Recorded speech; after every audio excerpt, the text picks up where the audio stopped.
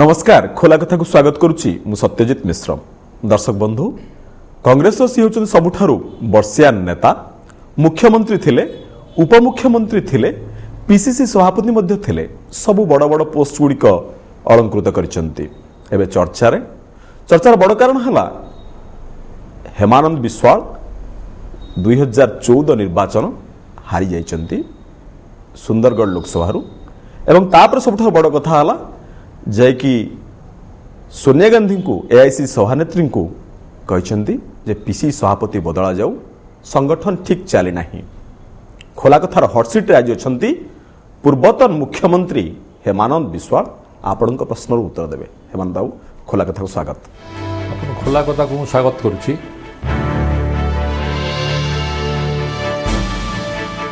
आपण होचंदी कांग्रेस सबुठारु वर्षियान नेता अधिक बयसर सीनियर लोक आपण सुंदरगढ़ प्रार्थी मध्य होइथिले एवं समस्तंकर विश्वास थिला कांग्रेस हाईकमांड को मध्य विश्वास थिला जे आपण जितिबे बोली। वास्तव रे गला निर्वाचन रे हमर जितिबा सुनिश्चित थिला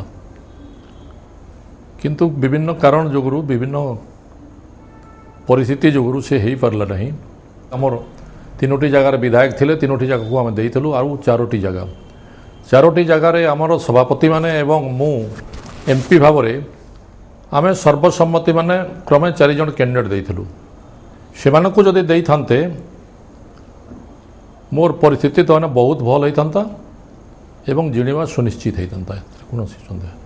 पीसीसी सभापति जयदेव जेना आपण जो प्रार्थी देइथिले से प्रार्थी को ग्रहण कले नाही एटा होची मोटामोटी कथा। शुणंतु ए बाबद रे मु बहुत कहिछि सत्यजित बाबू ए बाबद रे आ विशेष किछि कहबार वर्तमान लाभ नाही काहे कि सामना रे हमर कंधमाल निर्वाचन अछि एवं मु बिना डाकरा रे मध्य जाइथिली समस्तंकर मन भितर गोटे एकता भाव ताने उत्पन्न करबा पई सृष्टि करबा पई मु मोर शतप्रभुत्व भाव रे मु जाइकरी सेही नॉमिनेशन देबा कथा सेतिरे मध्य मु उपस्थित हेतिली नॉमिनेशन देबा समय मध्य भितर उपस्थित थिली किंतु एकता तो आपण प्रथम भांगिथिले को कथा जेतबेले जाइथिले सोनिया गांधी को भेटथिले एवं कहिथिले पीसीसी सभापति बदला जाऊ बोली से बदला जीवा कथा तो से समय कही सारी मु तो मना करूनी वर्तमान परिस्थिति तो सोनिया गांधी आपन कोन कहले से ठीक अछि से जतेबेले जहा हबार कथा से सुनिश्चित हेबो एथरे कोनोसी संदेह नै। सुनिश्चित माने वर्तमान पई मो से बाबदर विशेष तामाने ताको चर्बित चर्वण करबा पई चाहू ना आपन तो सब कहउछन पुणी गोटे जोड़ी दउछन जे बिना डाकरा रे गली कंधमाळ एटा के जोड़ी दउछन जाइछि मु एवं जानिछि से जे प्रार्थी हेछि ताको मत बहुत दिनरु जाने से मो सहित मत बहुत जोड़ी रहीला तेणु टिकेट पाइला परे ताकू सर्वप्रथमे ताकू ताने धन्यवाद कंग्राचुलेसन जणाइली एवं तो प्रचार पाई मु निश्चित जीवी एवं नॉमिनेशन दिन निश्चित जीवी बोली ताकू कहली बिना डाकरा जो कुछ आपन डाकिथा कि मु तो कांग्रेस रो भलो पाई जाइछि एवं वर्तमान भारत वर्ष रे जो कांग्रेस रो संकट समय परिस्थिति सृष्टि हेछि तेणु आजिकार दिन रे सेठी गुटे भल कांग्रेस परिवेश सृष्टि करबा पाई मु एवं अन्य मानक मध्य जहाँ पाई मु तांकु मध्य फोन जरिया रे तांकु कहिछि एवं से माने जाइथिले मध्य का कहिथिले निरंजन बाबू जाइछंती जे हमर शरद पटनायक जाइछंती हमर गिरधर बाबू आइछंती निरंजन पटनायक अपन फोन करी कहले नहीं आमे तो प्राय अनेक समय कथा होइथि तो जेतु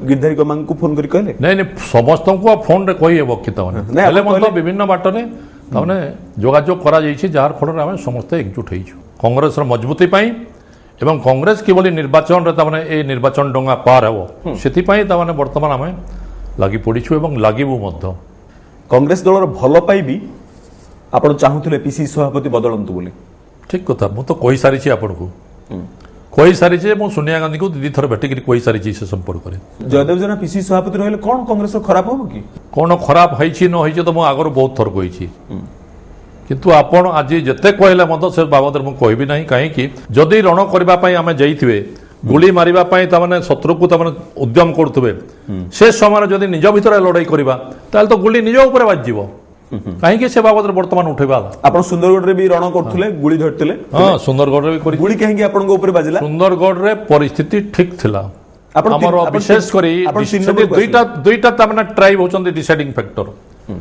क्रिश्चियन ट्राइब भूया ट्राइब अन्य भोटर तो बहुत अच्छा अन्य आदिवासी बहुत अच्छा किंतु ए दुईटा होचंदी डिसाइडिंग फैक्टर एवं एमानंकर मिशनरी भाई मानकर तांकर निर्देश मध्य शेष समय आसी थाए इथर तांकर निर्देश मध्य थिला ରବିବାର ଦିନ ତାମାନେ ତାଙ୍କ ପାଖରେ ନିର୍ଦ୍ଦେଶ ବି ଆସିଥିଲା ଭୋଟ ଫର କଂଗ୍ରେସ। କିନ୍ତୁ ପରବର୍ତ୍ତୀ ସମୟରେ ଏହା ଜାଣିବା ପରେ ବିଜେଡି ସବୁ ଦଳ ତ ଜାଣିବେ, ବିଜେଡି ଦଳ ବହୁ ଭାବରେ ଉଦ୍ୟମ କରିବା ଫଳରେ ବିଭିନ୍ନ ଭାବରେ ଉଦ୍ୟମ କରିବା ଫଳରେ ବିଭିନ୍ନ କୌଶଳ ଅବଲମ୍ବନ କରିବା ପରେ ଯେଉଁ ମେଜରିଟି ତାମାନେ ଆମର ଖ୍ରୀଷ୍ଟିଆନ ଭୋଟ ଆମ ସପକ୍ଷରେ ହେଇଥିଲା, ପରବର୍ତ୍ତୀ ସମୟରେ ଡିଭିଜନ ହେଇଯାଇଥିଲା, ଯାହାଫଳରେ ଏ ପରିଣତି ହେଲା, ନେଲେ ପରିଣତି ମୋଟେ ହେଇନଥାନ୍ତା। ଏଇଟା ଖୋଲା କଥା, ଆପଣ ଟିକେ ଖୋଲିକି କୁହନ୍ତୁ ବିଭିନ୍ନ ବାଟ ବିଭିନ୍ନ ପ୍ରକାରର ଉଦ୍ୟମ ମାନେ କ'ଣ ହେମାନନ୍ଦ ବାବୁ? ବିଭିନ୍ନ ବାଟ ବୋଇଲେ ବହୁ ଅର୍ଥ ଖର୍ଚ୍ଚ କରି ବହୁ ବଳ ପ୍ରୟୋଗ କରି ଏଭଳି ଭାବରେ ମଧ୍ୟ ହୋଇଥାଏ, ଏଭଳି ମଧ୍ୟ କହୁଛନ୍ତି ଆମ ନେତାମାନେ ମଧ୍ୟ ଏମିତି ମନ୍ତବ୍ୟ ଦେଉଛନ୍ତି, ଠିକ୍ ସେଭଳି ମଧ୍ୟ ସେଥିରେ ମଧ୍ୟ ସେଭଳି କୌଶଳ ମଧ୍ୟ ସେଠି ଅବଲମ୍ବନ ହେବା ଫଳରେ ପରିସ୍ଥିତି ଏଭଳି ହେଇଥିଲା। ମାନେ ଆପଣ ଗୋଟେ ବଡ଼ କଥା କହୁଛନ୍ତି, ସଂଖ୍ୟାଲଘୁ ଭୋଟ କିଣିବା ପାଇଁ ପଇସା ଖର୍ଚ୍ଚ ହେଇଥିଲା? ନିଶ୍ଚିତ ଭାବରେ କରିଥିବେ ତାମାନେ, ଏଥିରେ କୌଣସି ସନ୍ଦେହ ନାହିଁ। ନହେଲେ ସେମାନେ ଏକତରଫା ଭୋଟ ଦେବା ପାଇଁ ତାମାନେ ଅଧିକାଂଶ ଏକତରଫା ଭୋଟ ଦେବା ପାଇଁ ତାଙ୍କର ମନସ୍ଥ କରିଥିଲେ। ଆଉ ଯେଉଁଟା ସରକାରର ତାମାନେ ଅସଲ ରୂପ ଆପଣ ଆଜି ଦେଖିବା ପାଇଁ ପାଉଥିବେ। ନବୀନ ବାବୁ ତ ଚତୁର୍ଥ ଥର ମାନେ ଜିତିଲେ, କିନ୍ତୁ ଆଜିକାର ଦିନରେ ଦେଖିଥିବେ ଗୋଟାଏ ପରେ ଗୋଟାଏ ଇସ୍ୟୁ ତାଙ୍କ ବିରୁଦ୍ଧରେ ଯିବାକୁ ଯାଉଛି। ଜମି ଇସ୍ୟୁ ତାଙ୍କ ବିରୁଦ୍ଧରେ ଯାଉଛି, ଆପଣଙ୍କର ସେ ଚିଟ୍ ଫଣ୍ଡ ଇସ୍ୟୁ ତାଙ୍କ ବିରୁଦ୍ଧରେ ଯାଉଛି, ଖଣି ଖାଦାନର ଇସ୍ୟୁ ଯେଉଁଟା ଶାହା କମିଶନର ରିପୋର୍ଟ ସେ ତାଙ୍କ ବିରୁଦ୍ଧରେ ଯାଉଛି, ଅନ୍ୟାନ୍ୟ ବହୁ ଏଭଳି କଥା ତାଙ୍କ ବିରୁଦ୍ଧରେ ବର୍ତ୍ତମାନ ଯିବା ଆରମ୍ଭ। ଆପଣ କ'ଣ କରୁଛନ୍ତି? ଆପଣ ତ ଦିନେ ହେଲେ ଏସି ରୁମରୁ ପଦାକୁ ବାହାରୁ ନାହାନ୍ତି, ଏତେ ଇସ୍ୟୁ ହଉଛି, ଆପଣ କ'ଣ କରୁଛନ୍ତି? ଆଜି ନହେଲେ କାଲି ତ ଏଟା ତ ଜଣା ପଡୁଛି ତାମାନେ, ଆଜି ନହେଲେ କାଲି ମାନେ ସେ କାଲି କେବେ ଆସିବ? ସେ ତ ସମ୍ପୃକ୍ତ ହେବେ ହିଁ ହେବେ। ଏବଂ ଏହା ମଧ୍ୟ ତାମାନେ ଏ ନିର୍ବାଚନରେ ଏ ମଧ୍ୟ ଗୋଟେ ମୁଦ୍ଦା ଆକାରରେ ତାମାନେ ସେଠି ଉଭା ହେବ, ପ୍ରକାଶ ପାଇବ। ମାନେ ଆପଣ ଅପେକ୍ଷା କରିକି ରହିଛନ୍ତି? ହଁ ନିଶ୍ଚିତ ତାମାନେ, ଏବଂ ଏ ଫଳାଫଳରୁ ଦେଖିବେ ମଧ୍ୟ ଯଦି ଫଳାଫଳ ଆପଣଙ୍କ ବିରୁଦ୍ଧରେ ଯାଏ ଯଦି ଗଲେ ତ ସେଟା ଅଲଗା କଥା, କ'ଣ ହବ ତା ଅର୍ଥ କ'ଣ? ନା ଯଦି ଫଳାଫଳ ନେଗେଟିଭ ହବ ତା ଅର୍ଥ ଲୋକ ନବୀନ ବାବୁଙ୍କୁ ଗ୍ରହଣ କଲେ, ସେ ସମୟ ଆସୁ ତାମାନେ କାହିଁକି କହିବା? ଆପଣ ସେଇ କଥା ଆପଣ କହୁଛନ୍ତି, ଗୋଟେ ଏଇଟା ନହେଲେ ହାଇପୋଥେଟିକାଲ କଥାଟା କାହିଁକି କହିବା? ତାମାନେ ମୁଁ ତ କହୁଛି ଏଇଟା ହବ ବୋଲିକିରି, ଆପଣ ଦେଖନ୍ତୁ ସେଦିନକୁ ଅପେକ୍ଷା କଲେ ସିନା ଦେଖିବେ। ତାମାନେ ଟିକେ ଆପଣଙ୍କୁ ଅଟକେଇବାକୁ ଚାହିଁବି, ନବା ଗୋଟେ ଛୋଟ ବ୍ରେକ୍। ବ୍ରେକ୍ ପରେ ଖୋଲା କଥାକୁ ସ୍ୱାଗତ କରୁଛି ମୁଁ ସତ୍ୟଜିତ ମିଶ୍ର। ଆମ ସହିତ ଖୋଲା କଥାର ଆଜି ହଟସିଟ୍ରେ ଅଛନ୍ତି ପୂର୍ବତନ ମୁଖ୍ୟମନ୍ତ୍ରୀ ହେମାନନ୍ଦ ବିଶ୍ୱାଳ, ଯିଏ ଆପଣଙ୍କୁ ପ୍ରଶ୍ନର ଉତ୍ତର ଦେଉଛନ୍ତି। ହେମାନନ୍ଦ ବାବୁ, ଆପଣ ମ୍ୟାଡାମ ସୋନିଆ ଗାନ୍ଧୀଙ୍କ ଆଗରେ କହିଛନ୍ତି ଯେ ପିସିସି ସଭାପତି ବଦଳା ଯାଉ, କିନ୍ତୁ ମୋ ପାଖରେ ଯେତିକି ଖବର ଅଛି ଆପଣ ଯେତେବେଳେ କମ୍ପ୍ଲେନ୍ କଲେ ସେତେବେଳେ ରଘୁନାଥ ପାଲିର ଯେ ବିଧାୟକ ପ୍ରାର୍ଥୀ ତାଙ୍କୁ ବଦଳାଗଲା। ହଁ ବଦଳାଗଲା ପରେ ଆଉ ଅସୁବିଧା ତାହେଲେ କୋଉଠି ରହିଲା? ବଦଲା ଗଲେ ବି ସବୁ ଜାଗାରେ ସମସ୍ତେ ଯେ ଜିଣିପାରିବେ କଥା ନୁହେଁ, କିନ୍ତୁ ଭୋଟ ତ ଅନେକ ବହୁତ ପରିମାଣରେ ଅନେକ ଜାଗାରେ କମିଗଲା ନା, ସେଟା କମି ନଥାନ୍ତା। ତାମାନେ ଆପଣଙ୍କ କ୍ୟାଣ୍ଡିଡେଟ୍ ମାନେ ସବୁ ତ ଦିଆଯାଇଥିଲା ନା, ସାତଟା। ଧରନ୍ତୁ ଆପଣ ଆମେ ବୀରମିତ୍ରପୁରରେ ହାରିଲୁ, ବୀରମିତ୍ରପୁରରେ ହାରିଲେ ମଧ୍ୟ ଭୋଟ ରେସିଓ ଯଦି ଦେଖିବେ କମ୍ ନାହିଁ, କିନ୍ତୁ ଆମର ସେଥିରେ ତାମାନେ ଆମର ମୋର ଅଛି 49,000 କି 49,500, ତାପରେ ନେକ୍ସଟ ଅଛନ୍ତି 52,000 ଯେ ତାମାନେ ସେକେଣ୍ଡ ହେଲେ, ତାପରେ ଯେ ଜିଣିଲେ ସେ ଅଛନ୍ତି 54,000 ସମ୍ ଭୋଟ୍ସ। ବିଶେଷ କିଛି ଡିଫରେନ୍ସ ନୁହେଁ। ରାଉରକେଲାରେ? ହଁ ରାଉରକେଲାରେ ଆମର ବହୁତ ଡିଫରେନ୍ସ ହେଲା। ରାଉରକେଲାରେ ତ ତାମାନେ ଆଗରୁ କିଛି ତାମାନେ ପଳେଇବା ଆରମ୍ଭ ହୋଇଥିଲା। ତାମାନେ ଆମର ଆଗର ଯେ ଚେୟାରମ୍ୟାନ୍ ଥିଲେ ସେମାନେ ଆଗରୁ ପଳେଇଲେ, ରମେଶ ବଳ ଏବଂ ଅନ୍ୟମାନେ ସେ ଗୋଟେ ଗୋଷ୍ଠୀ, ଆଉ ଗୋଟେ ଗୋଷ୍ଠୀ ପଳେଇଲେ, ଯିଏ ସଭାପତି ଥିଲେ ସେ ପଳେଇଲେ, ଏମିତିକି ବିଭିନ୍ନ ପର୍ଯ୍ୟାୟରେ 4 ପର୍ଯ୍ୟାୟରେ ସେଠିକାର କଂଗ୍ରେସ ଲୋକମାନେ ପଳେଇଲେ ତାମାନେ ବିଭିନ୍ନ ଦଳକୁ, କେତେ ବିଜେପିକୁ ଗଲେ, କେତେ ବିଜେଡିକୁ ଗଲେ। ଆପଣ ତ ଏମପି, ଆପଣ କ'ଣ କରୁଥିଲେ?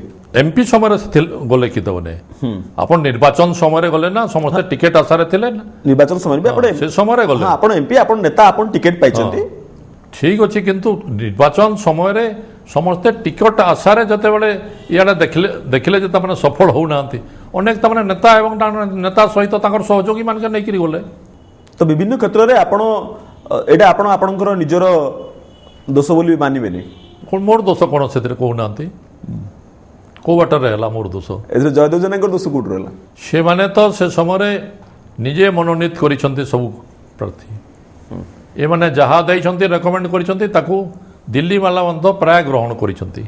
ଆପଣଙ୍କ କଥା ପ୍ରାୟ ଗ୍ରହଣ କରାଗଲା, ରଘୁନାଥ ପାଲି ବଦଳାଗଲା, ଗୋଟେ ବଦଲା ଗଲା, ଠିକ୍ ଅଛି, କିନ୍ତୁ ଗୋଟେ ବଦଲା ଗଲେ ମଧ୍ୟ ଆପଣ ପରିବେଶଟା ଚାରିଆଡ଼ୁ ଯଦି ସେଇ ରାଉରକେଲାର ପରିବେଶ ଭିତରେ ତ ଘେରି ହେଇକି ରହିଛି ରଘୁନାଥ ପାଲିଟା ମଧ୍ୟ ପରିସ୍ଥିତିଟା ଚାରିଆଡ଼େ ଖରାପ ହେଲା ବେଳେ କେବଳ ରଘୁନାଥ ପାଲିଟା ବଞ୍ଚି ପାରିବ କି ତମେ ପରିସ୍ଥିତି ଚାରିଆଡେ ଖରାପ ହେଇଗଲା। ରାଜାମପୁର ବି ଖରାପ ହେଇଗଲା ବହୁତ କଷ୍ଟରେ ଆମର ଦୁଇଟା ରହିଲା ତାପରେ ଆମର ତ ଇଏ ବାଲା କେତେ ମାର୍ଜିନାଲି ଜିଣିଛନ୍ତି ତାମାନେ ଆପଣଙ୍କର ତଲସରା ବାଲା ମାତ୍ର 1400ରେ କେବଳ ଆପଣ ନୁହନ୍ତି ଏଥର କଂଗ୍ରେସ ଖାତା ଖୋଲି ପାରିଲାନି ଏମପି ସେଗମେଣ୍ଟରେ। ନାଇଁ ଖାତା ତ ଖୋଲି ପାରିନି କିନ୍ତୁ ମୁଁ କହୁଛି ଆମର ଠିକ୍ ହେଇଥାନ୍ତା ମୁଁ କହିଲି କିନ୍ତୁ ବିଭିନ୍ନ ବାଟରେ ଯଦି ତାକୁ ଠିକ୍ ଭାବରେ କାର୍ଯ୍ୟକାରୀ ହେଇଥାନ୍ତା ଠିକ୍ ଭାବରେ ସହଯୋଗ ହେଇଥାନ୍ତା ତେଣୁ ସେ ହେଇପାରିଲାନି ଯାହାର ଫଳରେ ହେଇଛି। ଆପଣ ପ୍ରଚାର ପାଇଁ ଆଉ ସାଧାରଣ ଭାବରେ ଆପଣଙ୍କର କେନ୍ଦ୍ରରେ ଯେଉଁ ସରକାର ଆସିଲା ଗୋଟେ ସମୟରେ ମଧ୍ୟ ଆପଣମାନେ ଏଭଳି ଭାବରେ ତାମାନେ ସେ କାର୍ଯ୍ୟକ୍ରମକୁ ତାହାର ଗ୍ରହଣ କଲେ ଯେ ମୁଁ ତ କହିବି ବର୍ତ୍ତମାନର ପ୍ରଧାନମନ୍ତ୍ରୀକୁ ଭାରତ ବର୍ଷରେ କେବଳ ମିଡ଼ିଆ ବାଲା ହିଁ ନା ଗୋଟେ ପ୍ରଧାନମନ୍ତ୍ରୀ କରିଦେଲେ ତାମାନେ ଲୋକ କରୁନାହାନ୍ତି ତାଙ୍କର ସେ ଉପରକୁ ପ୍ରଧାନମନ୍ତ୍ରୀ ସ୍ତରକୁ ପହଞ୍ଚିବା ପାଇଁ ହେଲେ ଯେଭଳି ଭାବରେ ଆଗରୁ ପରିବେଶ କରନ୍ତି ମୁଖ୍ୟମନ୍ତ୍ରୀ ଥିବାର 2 ବର୍ଷ ଆଗରୁ 2 ବର୍ଷ ଆଗରୁ ତାମାନେ ମିଡ଼ିଆ ବାଲା ତାଙ୍କୁ ଏଭଳି ଭାବରେ ହାଇଲାଇଟେଡ୍ କଲେ ଯେ ଗୁଜରାଟରେ ଏଭଳିକି ସବୁ କିଛି ହେଇଯାଇଛି ବୋଲି ଗୁଜରାଟରେ ଦିନକିର ହେଇଗଲା ତାର ଆଗରୁ କଂଗ୍ରେସ ସରକାର ନଥିଲା କଂଗ୍ରେସ କିଛି କରିନି ଯେନ୍ତା ଆପଣମାନେ କହନ୍ତି is Rome is built in a day କେତେ ବର୍ଷ ଲାଗିଥିଲା ଠିକ୍ ସେଭଳି ତାର ଆଗରୁ ତ ଗୁଜରାଟ ତ ଆଗରୁ ଗୋଟେ ଡେଭଲପ ରାଜ୍ୟ ନାଇଁ ଆପଣ କହୁଛନ୍ତି ମିଡ଼ିଆ ବାଲା କରିଦେଲେ ପ୍ରଧାନମନ୍ତ୍ରୀ ଆପଣ କହୁଛନ୍ତି ମୁଁ ସେଇଟା ଆପଣ ପଚାରୁଛି ଆପଣ କାହିଁକି କହିଲି ସେ ବାବଦରେ ଆପଣମାନେ ନିଜେ ତାମାନେ ଭାବନ୍ତୁ ଲୋକ ଭୋଟ ଦେଇନାହାନ୍ତି ଲୋକ ଭୋଟ ଦେଇଛନ୍ତି ତାଙ୍କର ମୋଦି ର ଏଇଟା ହେବା ଫଳରେ ଆପଣ ମିଡ଼ିଆ ବାଲା ବହୁତ କଥା ଯେତେବେଳେ ପ୍ରଚାର ହେବ ଶେଷରେ ଲୋକଙ୍କ କାନକୁ ଯିବ କି ନାହିଁ କହିଲେ ଆପଣ କଂଗ୍ରେସର କିଛି ଭୁଲ ନାହିଁ ଜାତୀୟ ସ୍ତରରେ ତ ଯାହା ହେବା କଥା ତ ହେଇଛି ଯାହା ଭୁଲ କରିବା କଥା ତ ହେଇସାରିଛି ସେଥିରେ ଏବେ କହିଲେ କୋଣଟା ତାହେଲେ ମିଡ଼ିଆ ବାଲା କେମିତି କରିଦେଲେ ଆପଣ ମାନେ ମିଡ଼ିଆ ବାଲା ପ୍ରଧାନମନ୍ତ୍ରୀ କରିଦେଲେ ବୋଲି ଆମର ଏତେ ପାୱାର ଯେଣୁ ପ୍ରଧାନମନ୍ତ୍ରୀ କରିଦେବୁ ଆମେ 2 ବର୍ଷ ଆଗରୁ 2 ବର୍ଷ ଆଗରୁ ସିଷ୍ଟମେଟିକ ୱେରେ ତାଙ୍କୁ ତାମାନେ ବାହାର କରାଯାଇଛି ଆପଣ ସିଷ୍ଟମେଟିକାଲି କଲେନି ଆପଣ କ୍ୟାମ୍ପେନିଂ କଲେନି ସିଷ୍ଟମେଟିକାଲି କଂଗ୍ରେସ କ୍ୟାମ୍ପେନିଂ ସିଷ୍ଟମେଟିକ କଥା କହିଲେ ମଧ୍ୟ ଅନେକ ସମୟରେ ସମସ୍ତେ ସେ କଥାକୁ ଗ୍ରହଣ କରିବାର ନୁହନ୍ତି ତାମାନେ ବୁଝିଲେ କି ମୋଦିର ଆପଣଙ୍କର ମିଟିଂରେ ଆପଣ ଲକ୍ଷେ ଲୋକ ହଉଥିଲେ ବୁଲୁଥିଲେ ମୋଦିର ଲୋକରେ ତାମାନେ ତାଙ୍କର very scientific and engineering type रा मीटिंग तांकर होउतला दिल्ली रे आपनकर लोक हेले सुनंतु दिल्ली रे आपनकर राहुल गांधी 20-25 हजार रु अधिक लोक नहीं केबे भी किंतु तांकर मीटिंग रे लोक आसे ठेला फेला हेकि एंती सुनु नथिले तांकर गुटे भलो काम से माने प्रचार रे करूथले टोटल ता माने सब सीट अरेंजमेंट करथले हमें बहुत लोक आनुथलु ता माने गाड़ी घोड़ा लगे करी खर्च करी करी से माने बहुत खर्च सीट अरेंजमेंट करुले मात्र ताने 25,000 लोकंकर चेयर दौले कि 30,000 लोकंकर चेयर जिते बड़े से बसी जाऊे दूर देखा जाऊला जे प्राय 50,000 रु अधिक लोक बसुंट सीट पाइला सत कथा कहले आपण गाड़ी घोड़ा लगे लोक आनुले बोली आपण जीति पारलेनी मीटिंग रे गाड़ी घोड़ा आनते नहीं तमने किए आने कहूना तांके भी आणुना कांग्रेस आणुनी बीजेडी वाला आणुना निर्वाचन समय हिसाब रे जाऊनी माने आपण गाड़ी घोड़ा लगे लोक आनुले बीजेपी मध्य गाड़ी घोड़ा लगे लोक आनुले एकदम आनुले किंतु आपनको पई जो माने आस्तले से माने आपनको वोट देलेनी तांको पई गाड़ी घोड़ा जे आस्तले ताको वोट देले मु सेटा कहनी मु कहली मीटिंग रो तांकर जो देखा जाउतला जो अरेंजमेंट ता करूतले बोली गाड़ी घोड़ा आने के लगे करी समस्त लोक बहुत बुहंती इतरे कोनोसी संदेह नहीं किंतु से माने कम लोक आनिक एभली सीट अरेंजमेंट करुले जे सेटा 50,000 रु ऊर्ध्व भलिया देखा जाउतला मु एटा को कंपेयर करके कहली ठीक अछि हेमंत बाबू आपन को टिके अटकेबा को चाहिबी आपन को ऊपर ही कथा हबा नबा गुटे छोटो ब्रेक परे खोला कथा को पुणी थरे स्वागत करुछि मु सत्यजित मिश्र आम सहित खोला कथार हॉट सीट रे अछंती पूर्वतन मुख्यमंत्री हेमानंद बिस्वाल हेमानंद बाबू एथर आपन को ऊपर कथा अछि मोर ऊपर कहंतु टिके एमसीएल जीएम मिस्टर बाउरी ओडी चिठी लिखिथिले जे आपन पैसा मागिथिले बोली चिठी लिखिथिले से उद्देश्य मूलक भाव ଅଭିଯୋଗ କରିଥିଲେ ଏବଂ ତାଙ୍କୁ ଉଦ୍ଦେଶ୍ୟମୂଳକ ଭାବରେ କିଛି ଲୋକ ପ୍ରୋତ୍ସାହନ କରିଥିଲେ ଏବଂ ସେମାନଙ୍କର ପ୍ରୋତ୍ସାହନ ଫଳରେ ସେ ଏଭଳି ଅଭିଯୋଗ ଆଣିଥିଲେ ଏବଂ ଅଭିଯୋଗ ଆଣିଲା ପରେ ଆମେ ତାକୁ ଖଣ୍ଡନ ମଧ୍ୟ କଲୁ। ଏଭଳି ପରିସ୍ଥିତି ସୃଷ୍ଟି ହେଲା, ଶେଷରେ ମୋତେ ମୋ ବିରୁଦ୍ଧରେ ଅଭିଯୋଗ ଆଣିବାର 5 ଦିନ ଯାଇନି ସେ ଆପଣଙ୍କର ଝାରସୁଗୁଡ଼ା ଗୋଟେ ହୋଟେଲରେ ଆପଣଙ୍କ ମିଡ଼ିଆ ବାଲା ଜଣେ ଝିଅ ସହିତ ତାଙ୍କୁ ରେଡ୍ କରିକିରି ତାଙ୍କୁ ଧରିଲେ, ଯାହାର ଫଳରେ ସେ ଆଉ ମୁଣ୍ଡ ମୁହଁ ଦେଖାଇ ପାରିଲେ ନାହିଁ। ତାଙ୍କୁ କିଏ ପ୍ରୋତ୍ସାହନ କିଏ ଦେଇଥିଲା? କିଏ ଅନେକ ପଲିଟିକାଲ ଲୋକ ଦେଇଥିଲେ, କିଏ ଦେଇଥିଲେ? ସେଥିରେ କିଏ ବୋଲି କହିଲେ ଏବେ ଲାଭଟା କ'ଣ ଅଛି କହିଲେ ତାମାନେ ନା ଆପଣଙ୍କ ଉପରେ ତ ସିଧା ଜଣେ ଜେନେରାଲ ଯେଉଁମାନଙ୍କର ଶତ୍ରୁତା ଅଛି ସେମାନେ ଦେଇଥିଲେ ଆଉ କ'ଣ। ସେଇ ବାଉରି ମଧ୍ୟ ଶେଷରେ ଯେତେବେଳେ ଏ ପରିସ୍ଥିତି ସୃଷ୍ଟି ହେଇଗଲା, ବାଉରି ତାପରେ ଆମର ସୁନ୍ଦରଗଡ଼ MLA ଜରିଆରେ ଫିଲର ଆକାରରେ ତାକୁ ମୋ ପାଖରେ ମେସେଜ ପଠାଇଲା, ସାର୍କୁ କହିଦେବ ମୋର ବହୁତ ଭୁଲ ହେଇଯାଇଛି, କିଛି ଲୋକଙ୍କର ପ୍ରୋତ୍ସାହନରେ ମୁଁ କରିଦେଇଥିଲି, କିନ୍ତୁ ସେ ବାସ୍ତବରେ ଏଭଳି କୌଣସି କଥା କେବେ କହିନାହାନ୍ତି ବୋଲିକିରି ଯୋଗେନ୍ଦ୍ର ସିଂଙ୍କ ମାଧ୍ୟମରେ ସୁନ୍ଦରଗଡ଼ MLA ଜରିଆରେ ସେ ଯୋଗେଶ ସିଂ ହଁ। ଆଉ ଏଇଟା ମୋତେ ଦିଲ୍ଲୀ ନେଇକିରି ଦିଲ୍ଲୀରେ ହିଁ ସେ ଚିଠି ପତ୍ର କରେଇଥିଲେ, ଯାହାର ଫଳରେ ସେ ଗୋଟେ ହେଇଯାଇଥିଲା। ନାଇଁ ଯୋଗେଶ ସିଂ ଏ କଥା ତ କାହିଁ କୋଉଠି କହିନାହାନ୍ତି?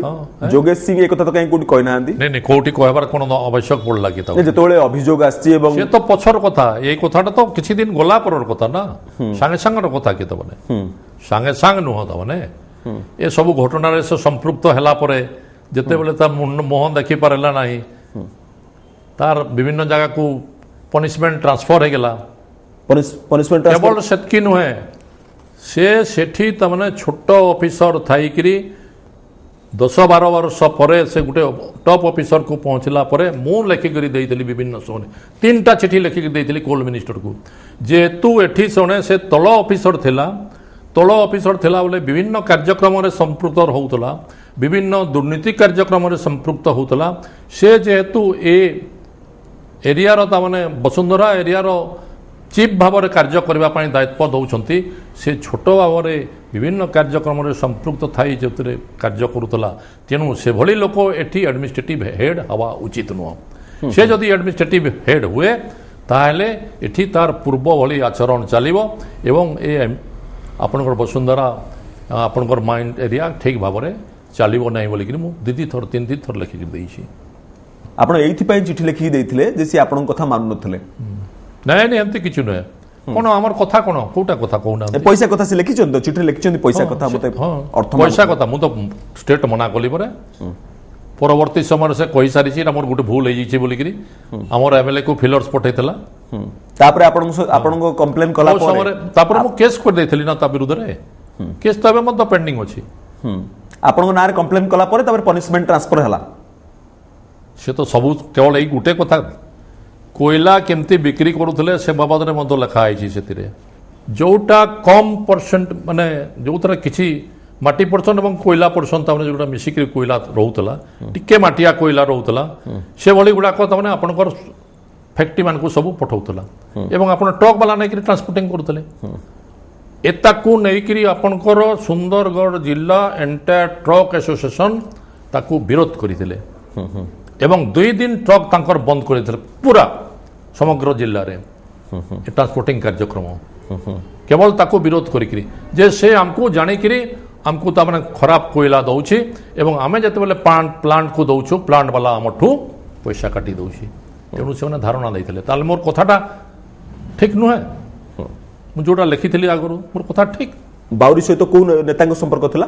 ସେମାନେ ବହୁତ ଲୋକ ଯୋଉମାନେ ବେପାର କରୁଛନ୍ତି ସେଠି, କିଏ ବେପାର କରୁନି ନା, କିଏ ବେପାର କରୁଛନ୍ତି? ସବୁ ବେପାର କିଏ କରୁଛନ୍ତି ବୋଲେ ଆଜିକାର ଦିନରେ କେତେ କହୁଥିବି, ସେଟା ବାରମ୍ବାର ମୁଁ କହିସାରିଛି, ଏବେ ଆଉ କହିବାର ଆବଶ୍ୟକ ନାହିଁ। କାର୍ଯ୍ୟକ୍ରମ ଶେଷ ଆଡ଼କୁ ଆପଣଙ୍କୁ ଗୋଟେ ପ୍ରଶ୍ନ ପଚାରିବି ଯେ ଜଣେ ରାଜନେତା କେତେ ବର୍ଷ ବୟସ ପର୍ଯ୍ୟନ୍ତ କରିପାରିବ? ଯେତେବେଳେ ପର୍ଯ୍ୟନ୍ତ ତାମାନେ ସେ ଆକ୍ଟିଭ ଥିବ, ସେ ସମୟରେ କାର୍ଯ୍ୟ କରିପାରୁଥିବ, ସେତେବେଳେ ପର୍ଯ୍ୟନ୍ତ କରିବା ଉଚିତ। LK ଆଡଭାନୀ, ମୁରଲୀ ମନୋହର ଯୋଶୀ ଏମାନଙ୍କୁ ମାର୍ଗଦର୍ଶକ ହିସାବରେ ରଖାଗଲା, ତ ହେଲା ଯେ ମାର୍ଗଦର୍ଶକ ରଖୁଛନ୍ତି, MP ଅଛନ୍ତି କି ନାହିଁ? ଆପଣଙ୍କ ଭଳି ସିନିୟର MP ଅଛନ୍ତି କି ନାହିଁ? MP ଅଛନ୍ତି କି ନାହିଁ? ଠିକ ଅଛି, ପଦବୀରେ ମାର୍ଗଦର୍ଶକ ରହିଲେ ଠିକ ଅଛି, ଦଳ ପାଇଁ ଭଲ, ପରାମର୍ଶଦାତା ରହିଲେ ଭଲ, ଖରାପ କଣଟା ହେଲା? ତାପରେ ଆପଣଙ୍କ ଭଳି ଲୋକ ମାର୍ଗଦର୍ଶକ ରହିବେ ନା ଆକ୍ଟିଭ ପଲିଟିକ୍ସରେ ରହିବେ? ସେ ତ ସେ ସମୟର କଥା କହିବ। ଏବେ ତ ମୁଁ ତ ଯାଇନି ଆଉ ମାର୍ଗଦର୍ଶକ ହେବାର କଥା କୋଉଠି ଉଠିଲା। ଆଉ କେତେ ଦିନ ରହିବେ ପଲିଟିକ୍ସରେ? ଆଉ କେତେ ଦିନ ଆକ୍ଟିଭ ଥିବା ପର୍ଯ୍ୟନ୍ତ କରିବା, ଯଦି ସୁଯୋଗ ମିଳୁଥିବ। ଆପଣ ଭାବୁନାହାନ୍ତି ଯେ ନୂଆ ପିଲାଙ୍କୁ ସୁଯୋଗ ଦେବା ପାଇଁ? ନୂଆ ପିଲା ବି ସୃଷ୍ଟି କରୁଛୁ। କାହାକୁ ସୃଷ୍ଟି କରୁଛନ୍ତି? କାହାକୁ ସୃଷ୍ଟି କରୁଛନ୍ତି? ସେ ସମୟ ଆସିଲେ ସେମାନେ ବାହାରିବେ ଆମର ବି ସେଠି ସୁନ୍ଦରଗଡ଼ ଜିଲ୍ଲାରେ। କିଏ କହୁନାହାନ୍ତି? ନାଇଁ ଏବେ କିଛି କହିବାର ଦରକାର ନାହିଁ। ଆପଣ ନୂଆ ପିଲା ସୁଯୋଗ ସୃଷ୍ଟି କରୁଛନ୍ତି, ନା କହିବେନି? ଆମେ ବାହାର କରୁଛୁ ବୋଲି। ମୁଁ ଆପଣଙ୍କୁ ଗୋଟେ କଥା ସିଧା ପଚାରିବାକୁ ଚାହିଁବି। ଆପଣ ଗୋଟେ ଯେମିତି ତାମାନେ ଗୋପପୁରରେ କୃଷ୍ଣ ବଢୁଛନ୍ତି ଭଳିଆ ସେମାନେ ସେମିତି ବଢୁଛନ୍ତି, କ'ଣ ଅଛି? ମାନେ ଏମିତି ବଢୁଛନ୍ତି? ହଁ ବଢୁଛନ୍ତି। ଗୋଟେ କଥା ସିଧା ଆପଣଙ୍କୁ ପଚାରିବାକୁ ଚାହିଁବି, ନୂଆ ପିଲାଙ୍କୁ ସୁଯୋଗ ଦେବା ପାଇଁ ପୁରୁଣା ମାନେ ବାଟ ଛାଡ଼ିବେ କି? ଛାଡ଼ିବା ଉଚିତ ତ ବୋଲୁଛି। ଆପଣ ଛାଡ଼ିବେ? ହଁ ଛାଡ଼ିବୁ ତ, ଉପଯୁକ୍ତ ଦାୟିତ୍ୱ ଯେତେବେଳେ ବାହାରି ଯାଉଥିବେ ଛାଡ଼ିବୁନି ତାମାନେ ଆମର ଦଳ ଭିତରେ। ଧନ୍ୟବାଦ ଶ୍ରୀଯୁକ୍ତ ହେମାନନ୍ଦ ବିଶ୍ୱାଳ। ଇଏ ଥିଲେ ପୂର୍ବତନ ମୁଖ୍ୟମନ୍ତ୍ରୀ ଶ୍ରୀଯୁକ୍ତ ହେମାନନ୍ଦ ବିଶ୍ୱାଳ, ଯେ ଆଜି ଖୋଲା କଥାରେ ଆପଣଙ୍କ ପ୍ରଶ୍ନର ଉତ୍ତର ଦେଉଥିଲେ। କେତେ ସତ କହୁଥିଲେ, କେତେ ସତ କହୁନଥିଲେ, ସେ ବିଚାର ଆପଣଙ୍କର। ଖୋଲା କଥା ଆଜି ପାଇଁ ଏତିକି। ଧନ୍ୟବାଦ, ନମସ୍କାର।